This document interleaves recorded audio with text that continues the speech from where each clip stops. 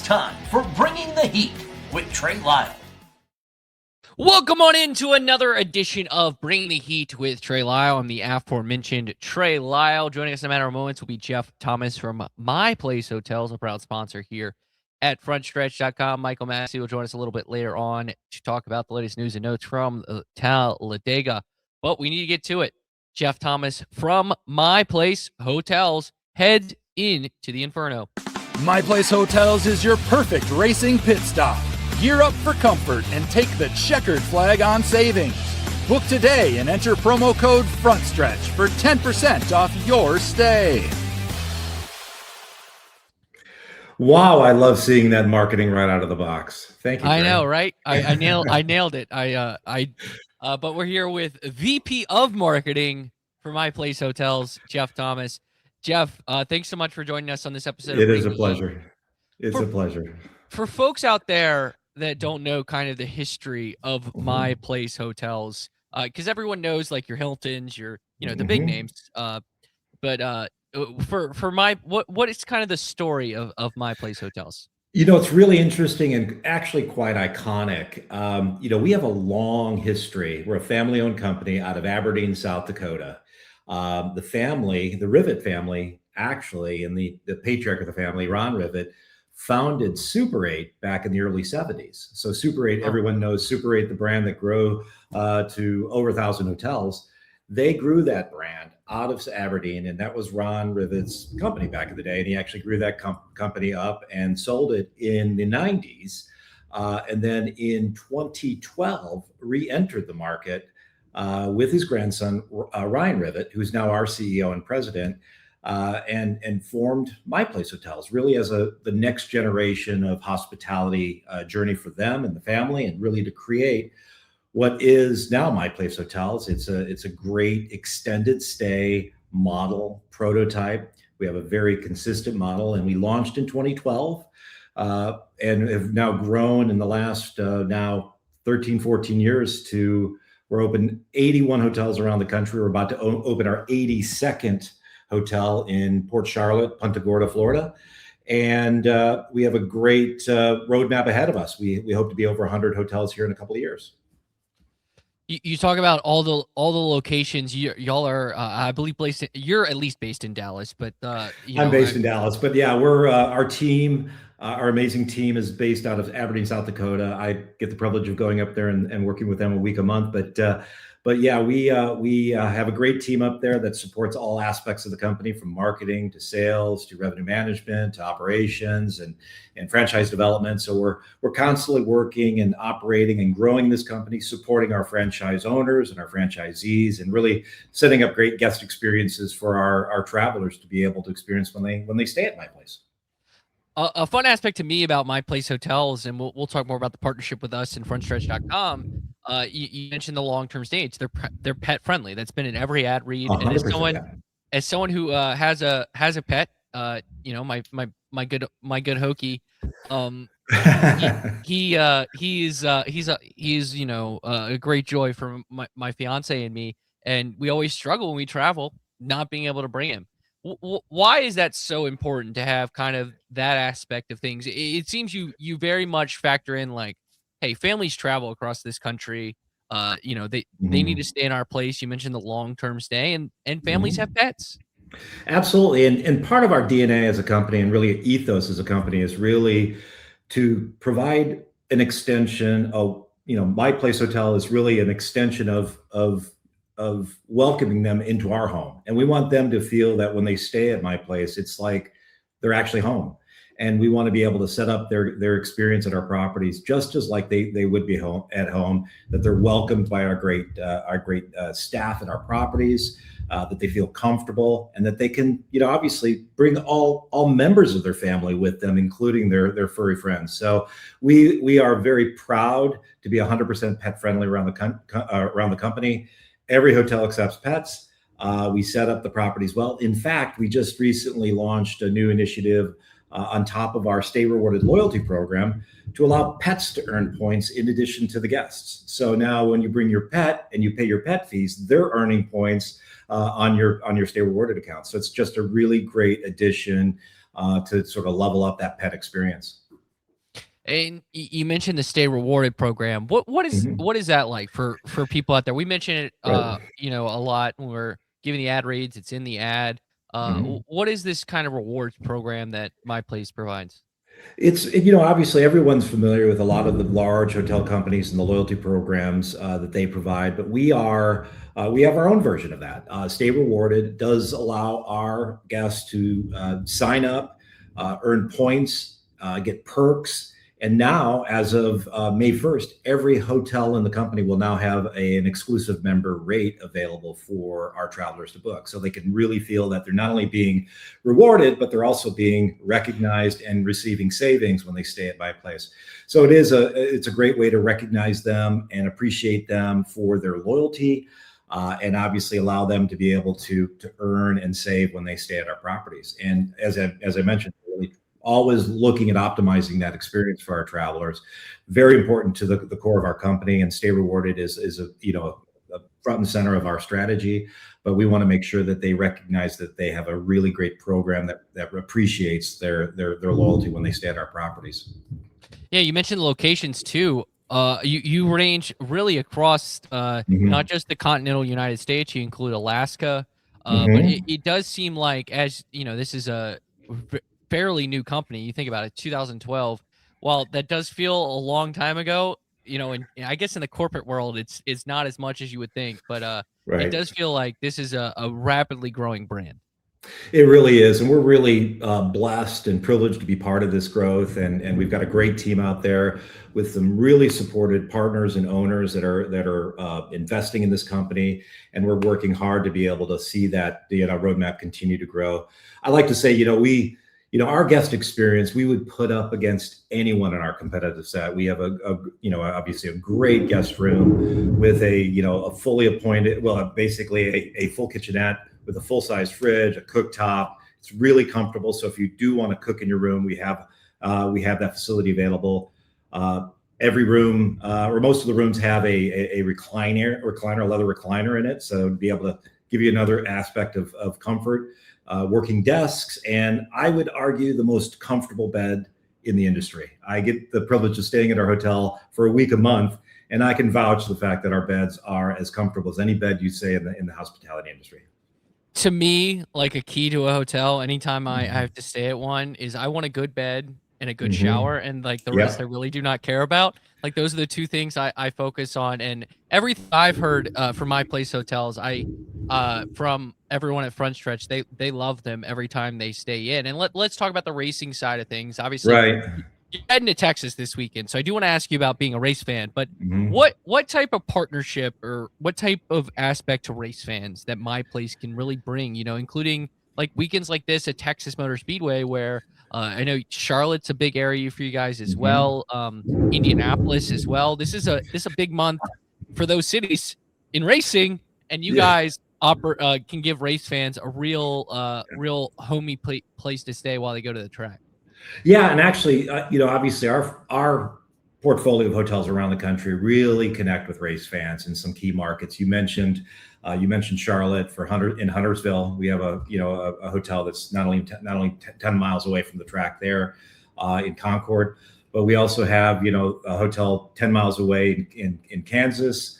We have the hotel very close in Indianapolis. Up in Wixom in Detroit for the Detroit races, and around the country. We've got and Vegas, not to mention Vegas. We have the perfect location in North Las Vegas for race fans to stay. But obviously, depending on the circuits that you follow. I mean, I'm speaking of NASCAR, and this weekend we got a big race here in North Texas up at the Texas Motor Speedway. I'm excited because I'm fairly new to racing, but I've become a passionate race fan, primarily not only through the relationship we have with you all, but we also worked in the past with World of Outlaws, which I was able to connect with and be able to experience that aspect of racing. But personally, my wife actually works for a winery that's owned by a former race car driver. So there's a whole racing connection in my life now, and I've become very appreciative of that. But really thinking about the guest and thinking about the race fan, we're the perfect place to stay. Not only do we have that great comfortable room with the great kitchen experience, but we're close. Especially for those NASCAR fans that are going into those markets, and race fans love to travel. They love to travel not only to visit the race, but they travel around the country. And so we've got a great experience across the country. In fact, for the duration of our partnerships, we've been offering your fans, a promo code, and we actually looked, and your fans have supported the My Place experience in a great way, and we couldn't thank them more for that. Dozens of our hotels, many of those hotels, not even anywhere near a racetrack, they're staying there. Places like Redding, California, Vancouver, Washington, and so on. So places where there really isn't racetracks around, but they are connecting with this experience, connecting with the value that you're providing, and really, really appreciating the fact that we've got My Places around the country now. And we're growing. Well, that tees me up. MyPlaceHotels.com. 10% off your next stay with promo code FrontStretch. Right there. Bada bing, bada boom. Wonderful. Jeff, it's like you're really good at marketing or something. I don't know. Maybe this VP role is suited for you. But I have a saying, and I'll keep it safe for work, but it's BS and bravado. But obviously, that's a good way to put it. It is all about being able to communicate and connect, and that's something that we love to do, and we love connecting with race fans, and we're very, very privileged and blessed to have this partnership with Front Stretch, and we love to celebrate it. So thank you for that. So you mentioned you're a newer race fan. I love this. So feel free to ask me any questions. I'll do the best I can at the end. Okay. But is this coming up? So how many races have you been to before this weekend? First race I ever went to, I was a teenager. I went to June Sprints up in Wisconsin. So that, obviously you're talking about a little bit different style of race. And after that, I hadn't really had any experience until I joined My Place. Well, come to My Place, we worked closely with a couple of race car drivers, drag racers, and then we developed a great partnership with World of Outlaws, and was able to go out and experience a couple of World of Outlaws races, and was fixed. I was addicted. I loved it. I loved the vibe, the experience. And then obviously, as we started to evolve and look at opportunities, we connected with y'all. I mentioned my personal connection with my wife's gig and the winery she works with, and her owner was an endurance driver, and so I was able to start to understand that aspect of it. He won Rolex at Daytona, he won 24 Hours of Le Mans, and so all of these different diverse aspects. And then I started diving into Formula One in terms of watching that on streaming. And just all of the different diversity around racing, just really, I get it now. So this weekend I'm so excited because it's my first NASCAR race. So 61 years old, get to go to my first NASCAR race, and it's just up the road from where I live, and I couldn't be excited. My question for you is, what do you recommend and how I experienced my first NASCAR race? You got to be with the people. You just got to be, I think, immersed. So my unique story is I grew up 20 minutes from Richmond Raceway, and the spring race used to be always on my birthday weekend. So my parents just decided, we're going to celebrate your birthday at the racetrack. And so there were times where I just you'd be with family and friends, but you just being immersed, I think is what you do. Go to the Midway, meet people. You're going to find unique characters anywhere you go. I think definitely just immerse yourself in the culture. And I mean that as a positive thing is the best way to do it, because, as someone who's been to a lot of sporting events in his life, NASCAR and the fans, it's very unique, and it's a very passionate group. It's a very loyal group. Hence why, I think this partnership works so well. But I think you're gonna have a great time. I can't wait, and obviously I know that it's loud. I should add, it's very loud. Yeah. Well, I blew out my ears when I was in a heavy metal band back when I was much younger. So then you're ready. I'm ready for that. So I'm not too concerned about that, but am looking for the experience, and I am definitely going to immerse myself in terms of the crowd and getting down to the track and being able to experience that firsthand. We're super excited. MyPlaceHotels.com, where you can stay rewarded. Make sure you use promo code FrontStretch for 10% off. I'm here with Jeff Thomas, VP of Marketing for My Place Hotels. Jeff, ultimately for someone who needs to stay at a My Place Hotels, Mhm. What is like the best advice you can give them when coming to stay at a My Place hotel? Well, book on our what direct book on our website. We have lowest available rates available on our website. So go to our website, sign up for our loyalty program. It's a great program. You get access to that savings I mentioned earlier. You can earn points that can be earned and redeemed toward gift cards. And there's a wide selection of gift cards that you can select from.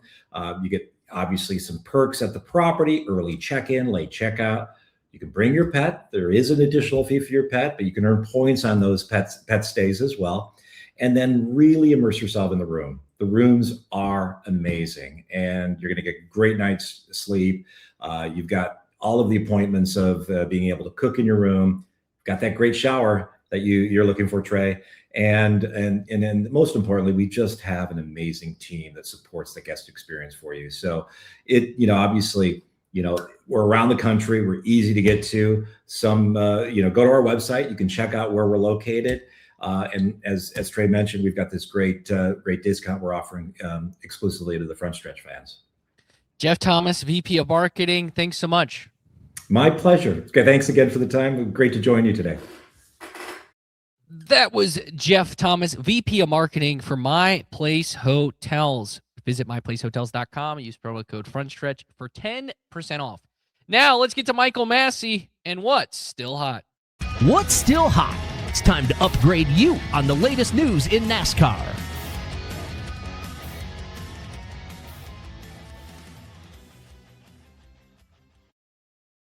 What's still hot? Time to bring in a man who was at the track this past weekend, Michael Massie, M_Massie22. Massie, you were there this weekend. You saw the press conference where they announced this. I know it's a little bit of old news, but we have to touch on here. It's such a big change.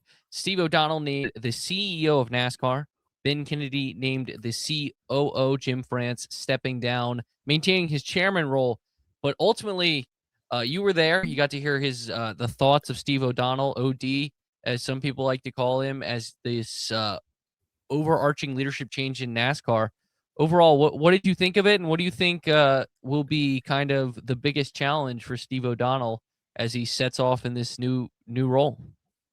So actually, it's funny you say that, because Dalton Hopkins and I did not get to see the press conference because it was at the same time the ARCA race finished, and we had to go get Cletus Mania running wild out there. So by the time we got back from that, it was over.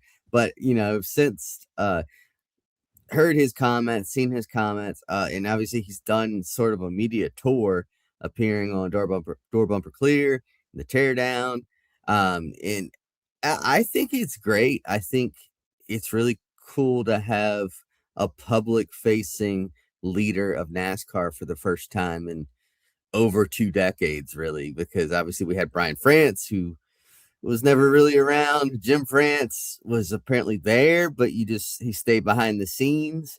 But to have a guy that's not really connected to the France family, that really just seems to love NASCAR and love the sport, want to see it do well, I think he's going to be great for it. I think if he truly has like unrestricted power, if they're really giving him the keys to it, then I think he's going to do a really good job. I'm excited for the future.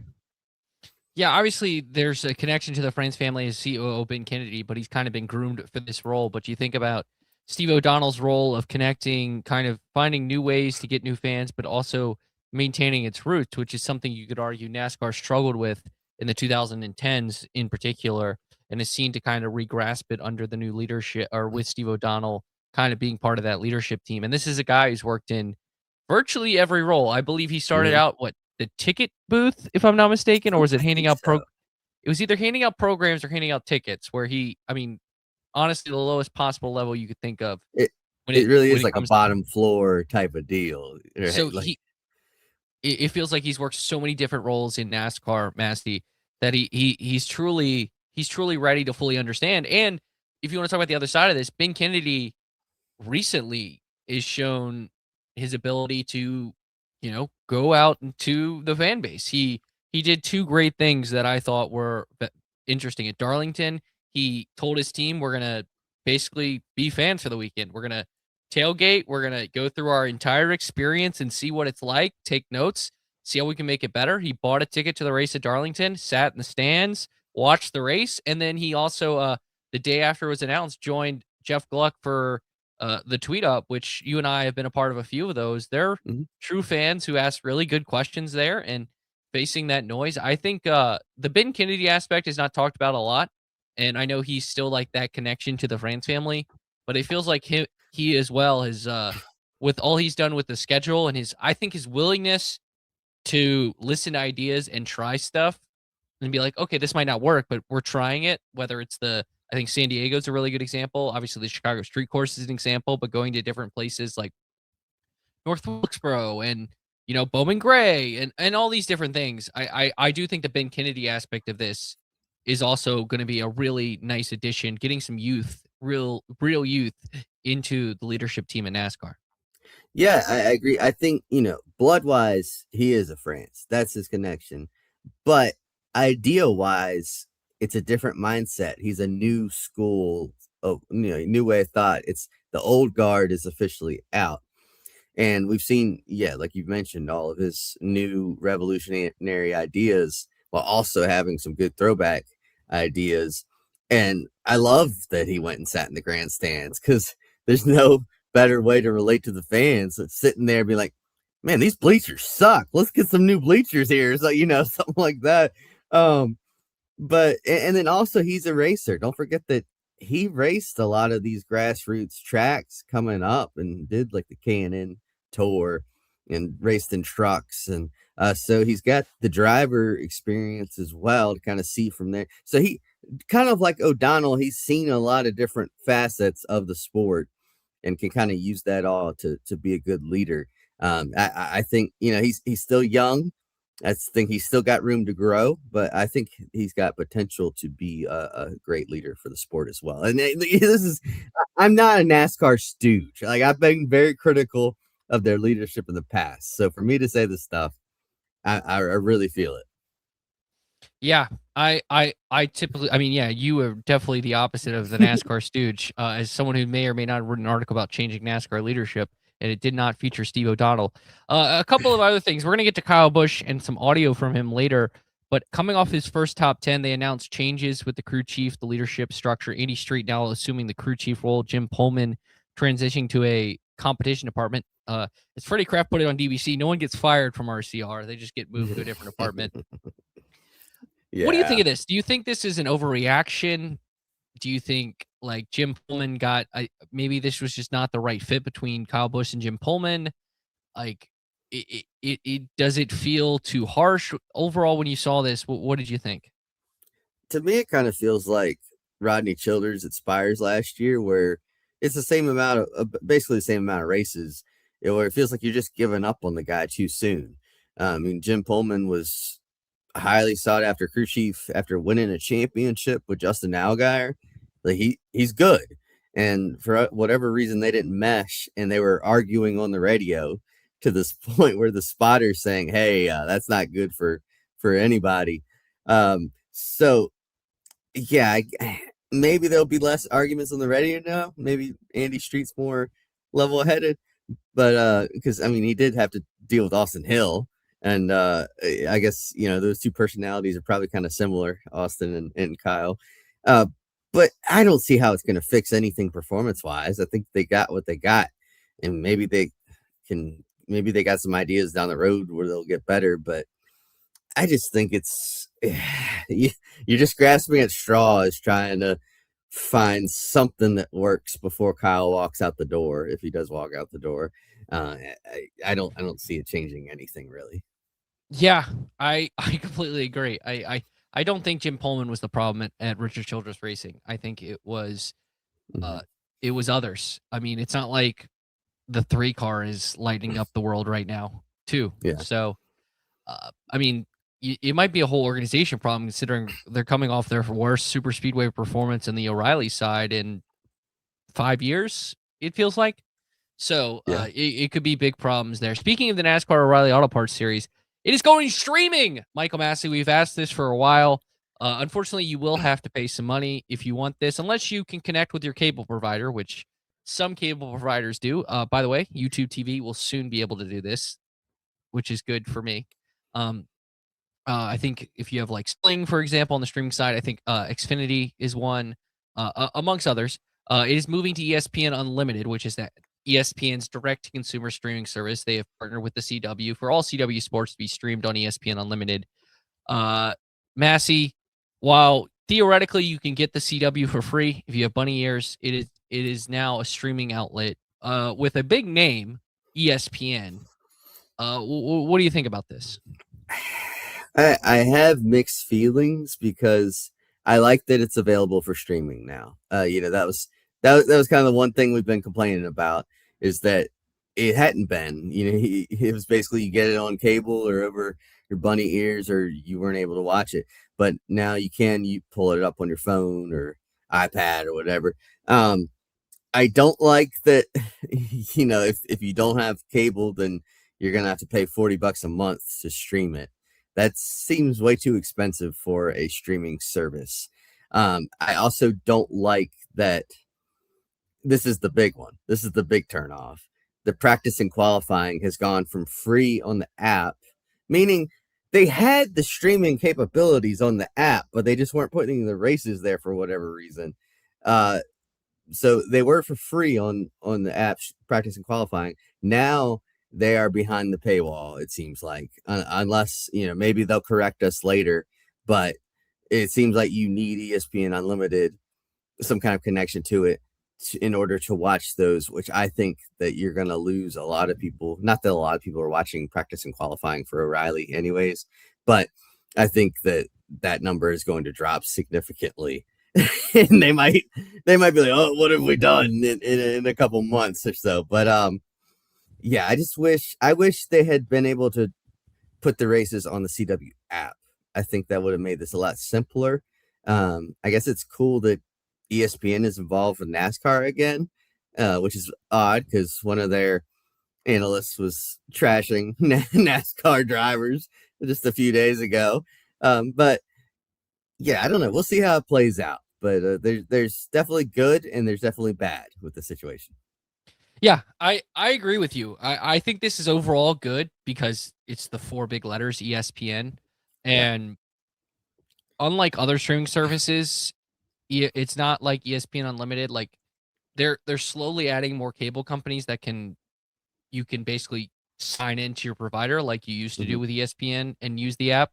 So it's not like no matter what you'd have to pay for it. And it is available on the bunny ears for most people, not for people who live in the boondocks like Michael Massie.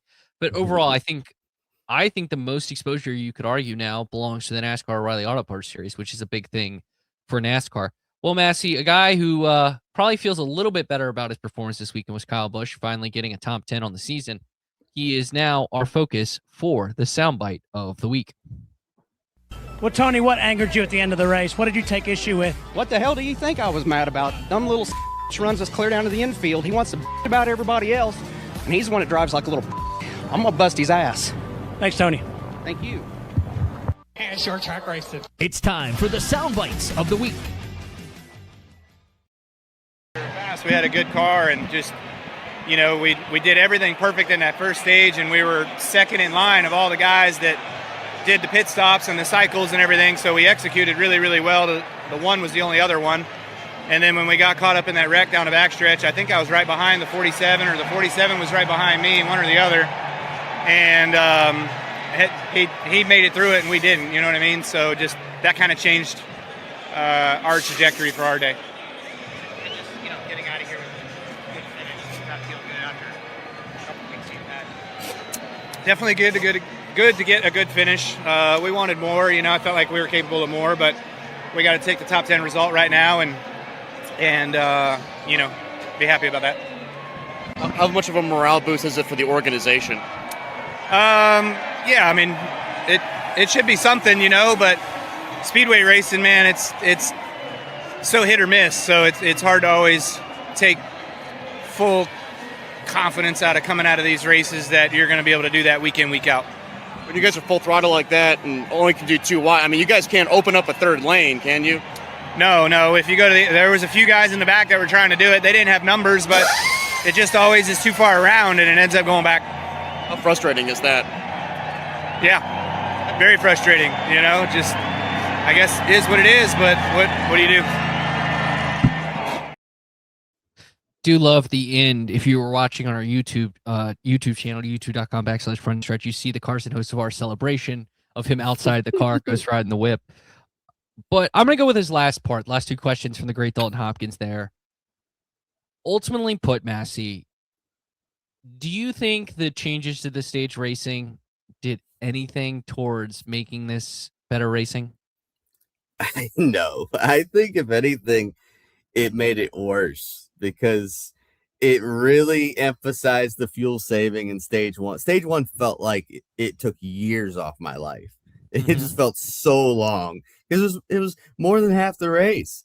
And then the last two stages, stage two, obviously it was pretty good at the start. There was some other lanes going, but then you lose half the cars in the big one. And then the rest of the race, somebody pointed out, there's a screenshot. The restart is 40 to go. The front row is Buescher and Hocevar. And for the next 40 laps, nothing changed. Yeah, the front six stayed. I believe it was like for the third stage, if you took the front six, it was basically the same front six minus Eric Jones because he got wrecked. Yeah. So, yeah. So it's just a formality. Like the last 40 laps did not matter in this race. So it was terrible. I would have rather, I don't know, had all three stages spin around similar lengths or something, and then maybe the fuel saving wouldn't be as egregious in stage one, and you would have some more movement in 2 and 3. It did not work. I think it completely backfired on them.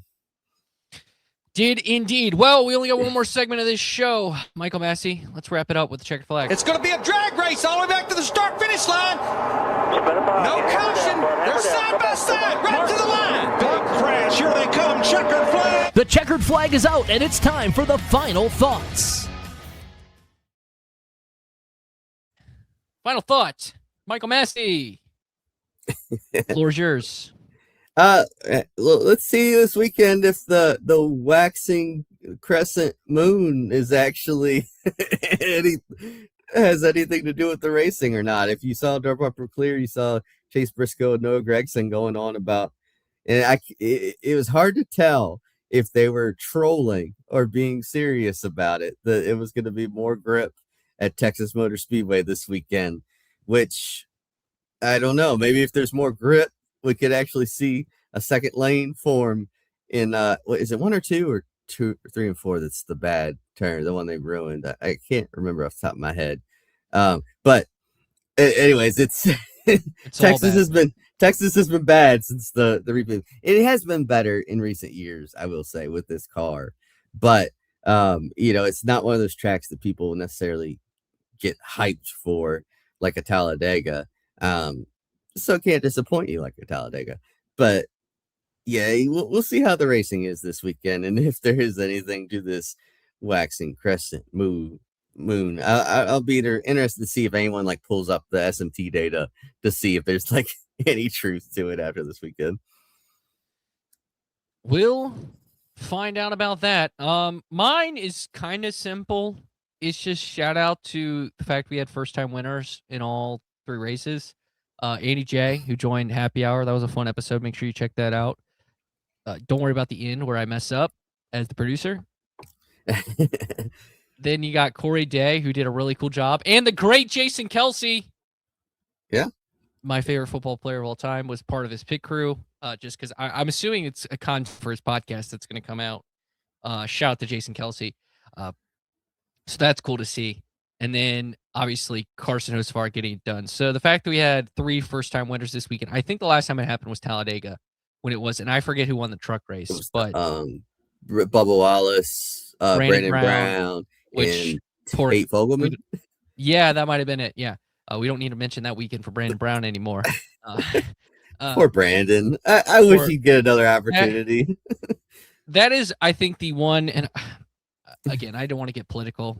Yeah. And this is not, I don't think this is a political statement when I say somehow what was supposed to be the best Saturday of his life turned into the worst just because of outside factors that were completely out of his control. Anyways, and the control of the person who gave him the interview too. I forget who was the pit reporter. So it was not her. Stavis. It was not her fault either. So, but just unfortunate. But that will do it for us. All right, at M_Massey22. Are you writing fire on Fridays this week? No, I don't think I'm doing anything. You can watch Happy Hour from last night. I think that's pretty much. You can read all the content from this weekend. Or listen to it on the Front Stretch Podcast Network. Yeah, you can do that. And then, of course, make sure you check out the great content we'll have this weekend at Texas. Dalton will be there. Kevin Nix will be there. I'm remembering this now. So make sure you check that out. And yeah, that will do it for us. Make sure you check out Through the Gears with Wyatt Watson. He will have your betting preview for the races at Texas. But for Michael Massey, I'm Trey Lyle. Shout out to Caleb Barnes as well.